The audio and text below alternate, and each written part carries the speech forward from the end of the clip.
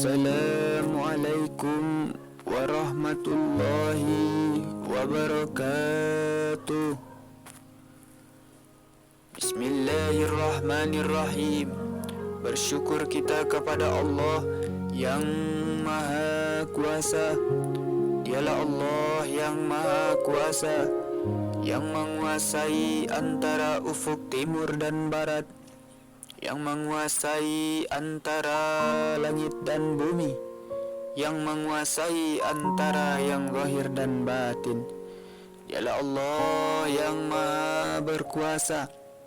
Yang berkuasa selain Allah budak.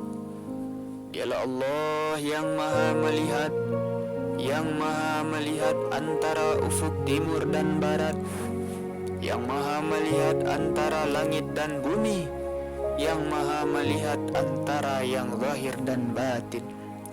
Dialah Allah yang Maha Melihat, yang melihat selain Allah buta.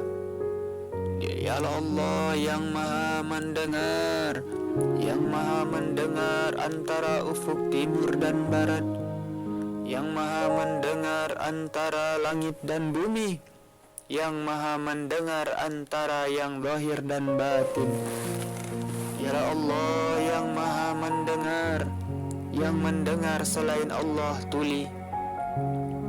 Bersalawat kita kepada makhluk yang sangat mulia, yang diciptakan oleh Allah Subhanahu wa Ta'ala, yang dimana oleh karena kemuliaan beliau andaikan lautan dijadikan sebagai tinta, pohon-pohon dijadikan sebagai pena, digunakan untuk melukiskan kemuliaan beliau, maka belum cukup untuk melukiskan kemuliaan beliau, karena begitu mulianya beliau di sisi Allah Subhanahu wa Ta'ala.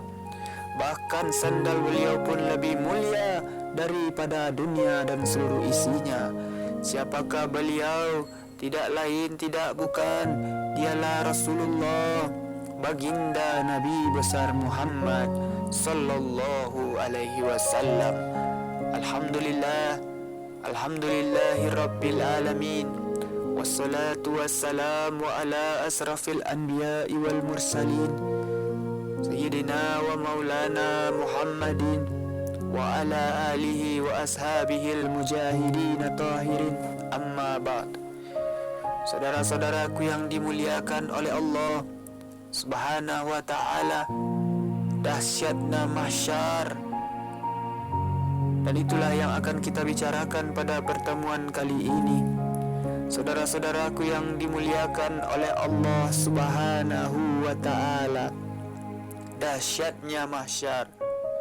Asy-Syaikh Shalih Al-Fauzan mengatakan Allah Subhanahu wa Ta'ala akan mengumpulkan seluruh manusia. Setelah mereka bangkit dari kuburnya, mereka berjalan menuju mahsyar, saudara-saudara, di sebuah tempat di mana Allah Subhanahu wa Ta'ala akan kumpulkan makhluk yang pertama hingga yang terakhir, saudara-saudara. Mahsyar adalah sebuah tempat yang rata.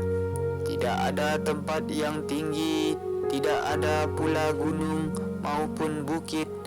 Tempat rata, semua makhluk akan berkumpul di sana. Syarlum atul i'tikad. Saudara-saudaraku yang dimuliakan oleh Allah Subhanahu wa Ta'ala, hal ini sebagaimana disebutkan dalam hadis Sahal bin Sa'ad, Rasulullah baginda Nabi besar Muhammad sallallahu alaihi wasallam bersabda, umat manusia akan digiring pada hari kiamat ke mahsyar, sebuah medan yang luas. Tanahnya berwarna putih seperti bundaran roti yang bersih. Dan selainnya berkata, tidak ada di sana tanda tempat atau keberadaan bagi seorang pun. Na'udzubillahi min zalik.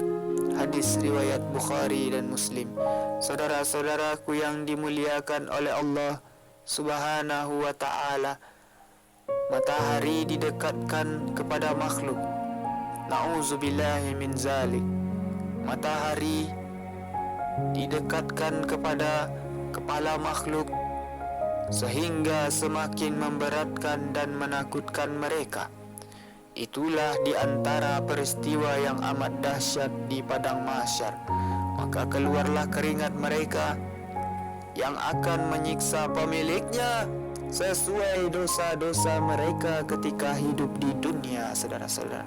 Sebagaimana sabda baginda Nabi besar Muhammad sallallahu alaihi wasallam, pada hari kiamat matahari didekatkan jaraknya terhadap makhluk hingga tinggal sejauh 1 mil.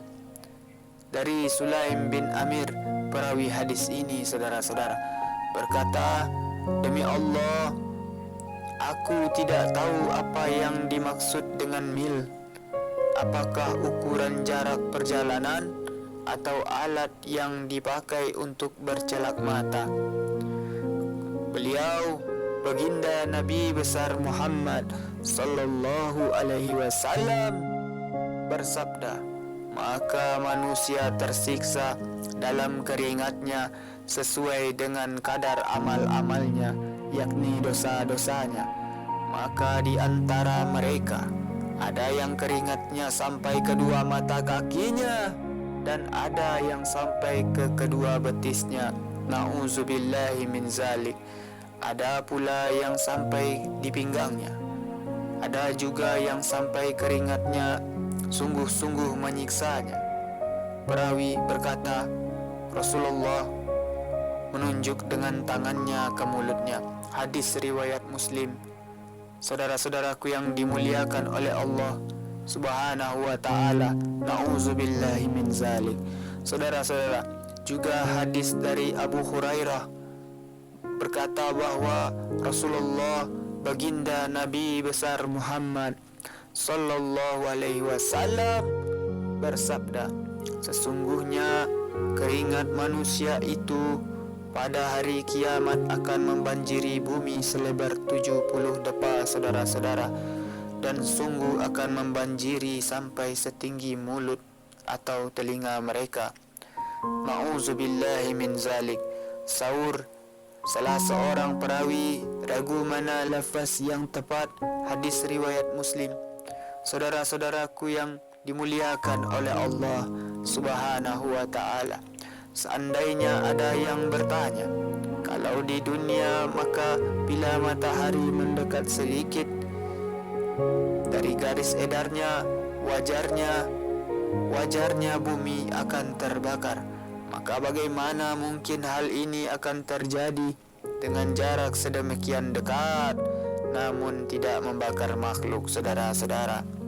Saudara-saudaraku yang dimuliakan oleh Allah Subhanahu wa ta'ala.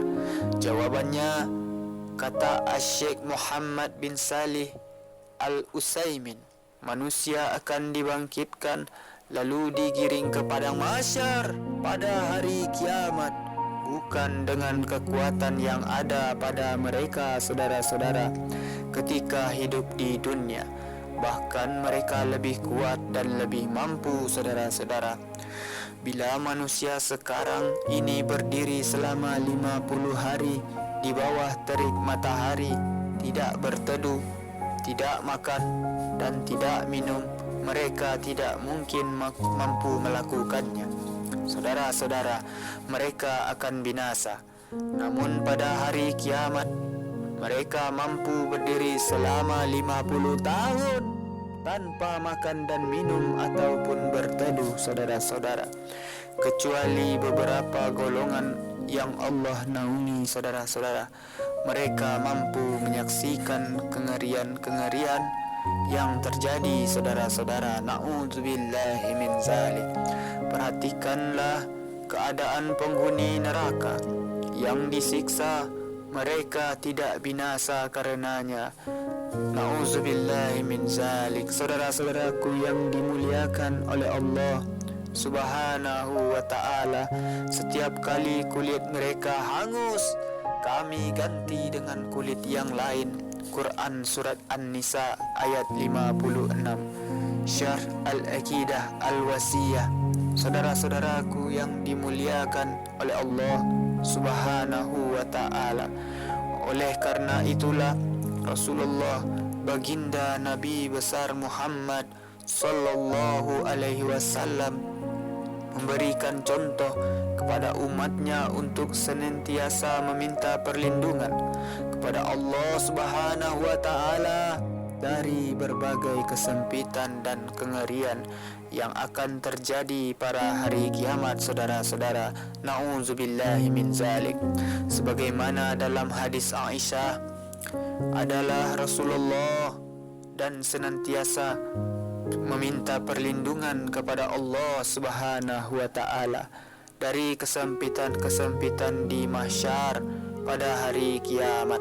Hadis riwayat Abu Daud, An-Nasai dan Ibnu Majah. Saudara-saudaraku yang dimuliakan oleh Allah Subhanahu wa ta'ala, golongan yang akan mendapat naungan dari Allah Subhanahu wa ta'ala, Allah Subhanahu wa ta'ala dengan rahmat dan keutamaannya akan memberikan naungan kepada sebagian hambanya, saudara-saudara. Pada hari yang sangat panas, tidak ada naungan pada hari itu kecuali naungannya, saudara-saudara, yaitu di padang mahsyar tatkala mereka menghadap Allah Subhanahu wa ta'ala. Saudara-saudaraku yang dimuliakan oleh Allah Subhanahu wa ta'ala, beberapa golongan yang akan mendapatkan naungannya, yaitu naungan arasnya, adalah sebagaimana yang disebutkan, yang di Rasulullah sallallahu alaihi wasallam sebutkan dalam hadis yang diriwayatkan dari Abu Hurairah. Beliau bersabda, ada 7 golongan yang Allah akan menaungi mereka di bawah naungan arasnya pada hari yang tidak ada naungan kecuali naungan arasnya, saudara-saudara. Mereka adalah imam, pemimpin yang adil, lalu pemuda yang tumbuh dalam beribadah kepada Rabb-Nya. Lalu ada juga orang yang hatinya terkait di masjid, orang yang saling mencintai karena Allah, berkumpulnya karenanya dan berpisahnya karenanya. Seorang lelaki yang diajak berzina oleh seorang wanita yang berkedudukan lagi cantik, namun dia berkata, sesungguhnya aku takut kepada Allah. Orang yang bersedekah namun merahasiakannya, sampai-sampai tangan kirinya tidak mengetahui apa yang diinfakkan oleh tangan kanannya.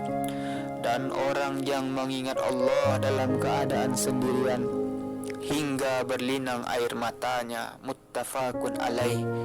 Dalam riwayat yang lain, Rasulullah baginda Nabi besar Muhammad sallallahu alaihi wasallam bersabda, ada 7 golongan yang akan Allah menaungi mereka dalam naungan arasnya.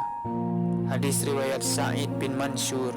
Saudara-saudaraku yang dimuliakan oleh Allah Subhanahu wa ta'ala, golongan lain yang juga akan mendapatkan naungan arasnya adalah barang siapa yang memberi kelonggaran kepada orang yang sedang kesulitan membayar hutang atau membebaskan hutang tersebut darinya, niscaya Allah Subhanahu wa ta'ala akan menaunginya dalam arasnya.